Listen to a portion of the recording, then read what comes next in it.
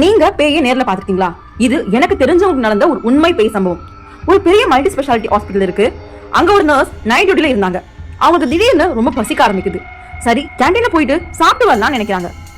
5th ஃப்ளோர்ல இருந்து ஸ்டெப்ஸ்ல இறங்க ஆரம்பிக்கிறாங்க. அந்த ஹாஸ்பிட்டல் ரொம்பவே அன்னைக்கு நைட் அமைதியா இருந்திருக்கு. அவங்களுக்கு காலடி சத்தம் மட்டும் தான் கேக்குது.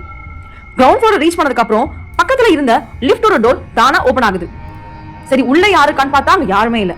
அதை பெருசா கவனிக்காம அவங்களும் கேண்டீன் போயிட்டு சாப்பிட்டு வந்துடுறாங்க. திரும்பவும் ஸ்டெப்ஸ் ஏறும்போது அவங்களுக்கு ஏதோ ஒன்று தோணுது. சோ திரும்பி பாக்குறாங்க. லிஃப்ட் இன்னும் ஓபனா தான் இருக்கு. ஆனா இந்த தடவை அதுக்குள்ள ஏதோ ஒரு கருப்பு உருவம் நிக்கிற மாதிரி இருக்கு. அப்பதான் அவங்க இன்னும் உத்து பாக்குறாங்க.